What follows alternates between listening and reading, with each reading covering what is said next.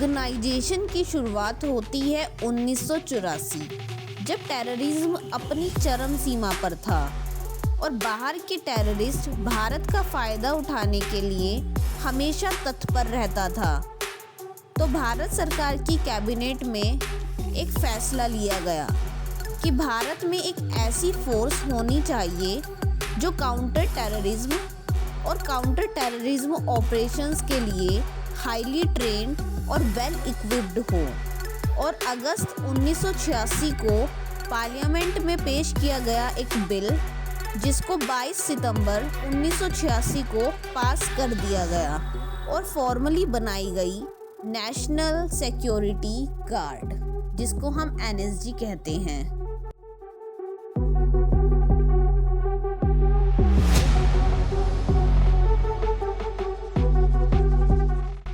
NSG campus से निकलते हैं इंडिया के कुछ नायाब हीरे, ब्लैक कैट कमांडोज, जिन्होंने लोहा लिया आतंक से देश भर में कई जंग के मैदानों में।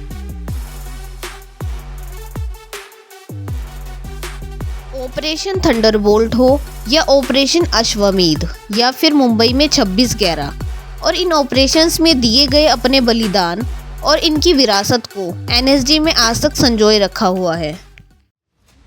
एनएसजी उनके कमांडो को उनकी हदों तक लेके जाते हैं, इंसानी हदों के पार, उनके सबसे बड़े खौफ से भी आगे। एनएसजी के ये ट्रेनिंग ग्राउंड कमांडोज को घातक हथियार बना देते हैं। एनएसजी ट्रेनिंग के दौरान अपने कमांडोज को इतना गर्म करता है कि फिर वो लोहा बनकर ही बाहर निकलते हैं। फिर उस पर कोई हथियार या कोई जख्म असर होना बंद कर देता है। ये वो जगह है जहां कमांडो सीखते हैं कि कैसे लड़ना है और कैसे जीतना है। नेशनल सिक्योरिटी गार्ड साल में 3 बार नए कमांडोज के लिए ट्रायल कंडक्ट करता है। एनएसजी अपनी मैन पावर पुलिस, आर्मी और पैरामिलिट्री फोर्स से लेता है। एनएसजी का सबसे पहला काम है दिल को मजबूत और तन को लोहा बनाने का। अगर आप सबसे कड़े कमांडो कोर्स से जुड़ना चाहते हैं तो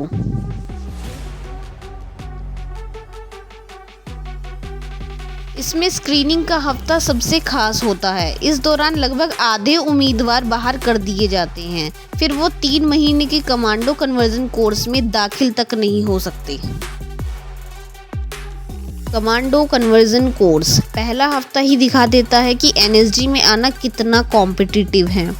एनएसजी ट्रेनिंग सेंटर देश का एक प्रीमियम इंस्टीट्यूट है। यहाँ फिजिकल टेस्ट के साथ हथियार चलाने में भी माहिर होना बहुत ज़रूरी है।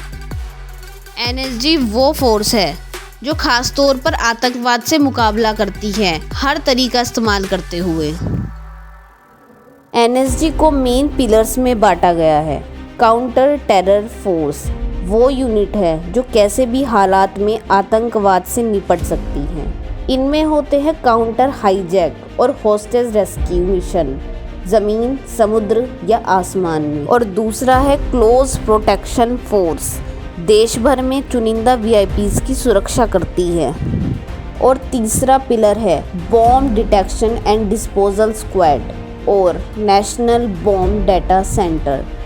एनएसजी के सभी ऑपरेशन जोखिम भरे होते हैं। क्लोज प्रोटेक्शन फोर्स का काम भी ऐसा ही है। ये हाई रिस्क वीआईपीज़ को सुरक्षा देते हैं, जिसमें वो खुद भी जोखिम में रहते हैं। इसलिए इन्हें कहा जाता है बुलेट कैचर्स। इंडिया में सिर्फ एनएसजी के पास है काउंटर हाईजैक फोर्स।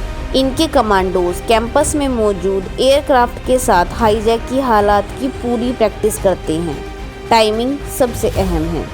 असल ज़िंदगी में ये ज़िंदगी और मौत का फैसला कर सकते हैं। कामयाबी मिलती है सटीक तालमेल से।